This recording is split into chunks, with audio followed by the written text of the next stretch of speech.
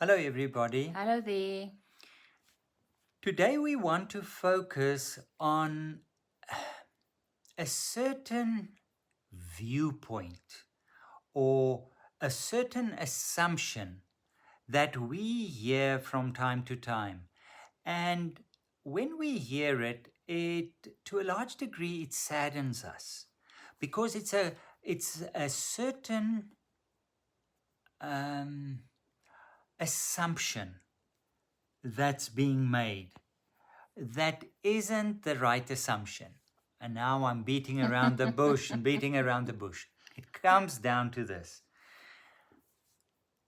John the Baptist says in John 3, he's pointing at Jesus and he says, I must become less and he must become more.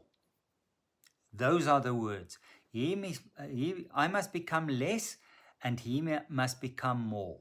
And often we hear people saying, in the general conversation and so on, and where they're busy on this journey, a spiritual journey, a faith journey, and where they say, yeah, you know what? God must become more, I must become less. And when they say it, it's within that context, it's almost like identity suicide. Mm, mm. It is cutting off your own identity. It is being absorbed in something different than you, something. Or sacrificing everything that you are. So Yes, your needs, your passions, your desires.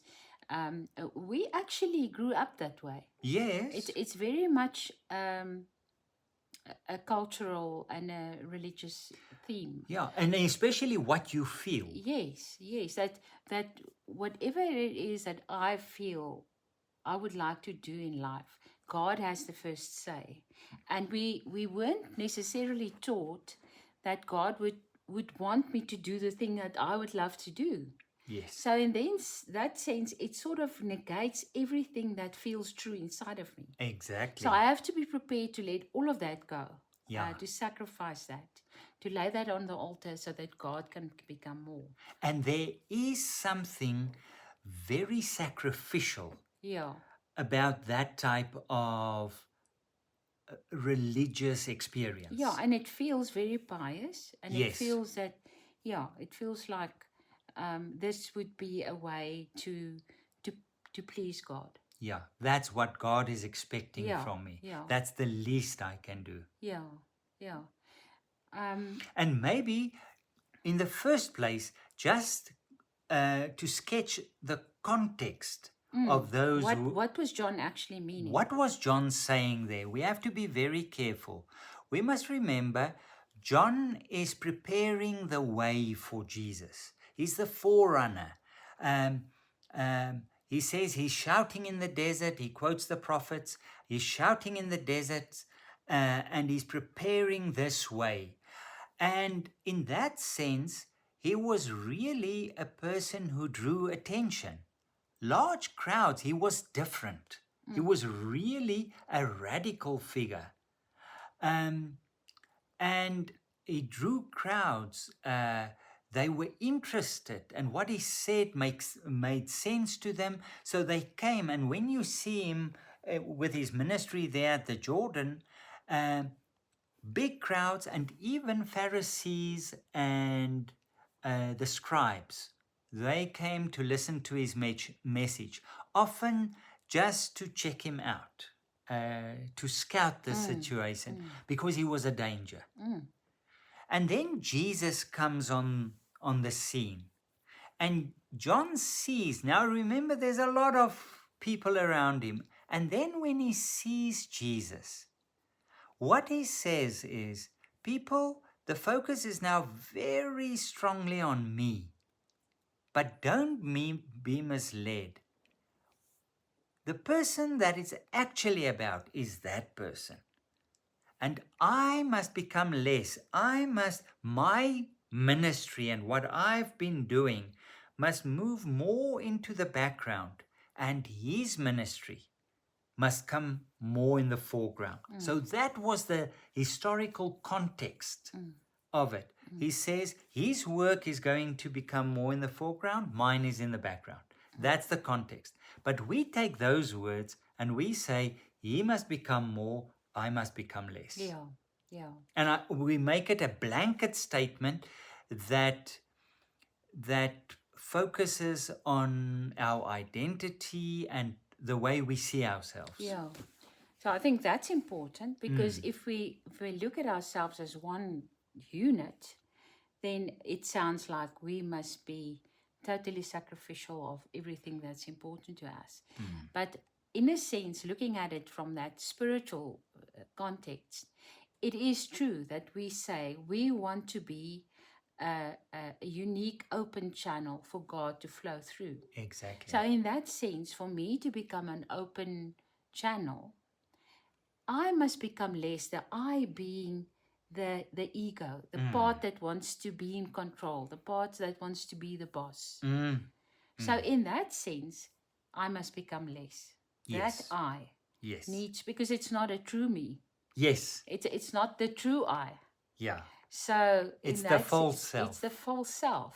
So in that sense, looking at that verse, one could say absolutely. But then it means I must, the true me, the essence of me, the God spark in me must become more, Yes. not less. Yes. So that God can actually, so that God can happen through me in a way that I was created to show God. Yes. Yes. So in that sense, it's a verse that one has to take apart a little bit. Yes. Yes. And put definitions to the different parts. Because listening to it, in a sense, it's true. My ego must become less. Yeah. But in a sense, it's not true because my true self, my God self, who I am in essence in God, must become more. And in that, God becomes more. And in that, God becomes more. Yeah. Yes. Yeah. Yes. Yeah. So it's actually it's a beautiful verse because we tend to feel that we must negate our feelings, our passions, because inherently they are wrong. Yeah, and I think that was part of that what we were taught, that because of the whole original sin idea, that we were born sinful. So, and in that sense, everything that's sinful must become less. So that also played into that. Yeah. So, Which is sad, actually. It is. Because I think those deeply felt things that feel true to you, things that make you feel alive. Because in the end, that's what it's about. Yeah. To become more fully alive. Yes. Is to glorify God, like we've said so many times. And it's very interesting to see that just 7 chapters later, in John 10 verse 10, where Jesus says, I have come so that they can have life and that to its fullest. That's what that's what he wants us. Yeah. I've come so that they can be fully alive. Yeah. Quite a little bit of a serious little talk. Yeah, but we think there's a few general conceptions or ideas that is floating around and that we often live from. Yes, and it has an impact, and it doesn't have a good impact on the way we view ourselves. And the way that we live, and the way that we could live. And the way God sees us. Yes. Yeah. Yes. Yeah, and I think that's another important thing, is to see ourselves from God's viewpoint. Exactly. From a worthiness viewpoint. Yeah. Not from a worthless viewpoint, which is actually what we grew up with in terms of our religion. Often that yeah. Yeah, so a little bit of a deep dive. But thank you that we can look at all the shades of being human with you.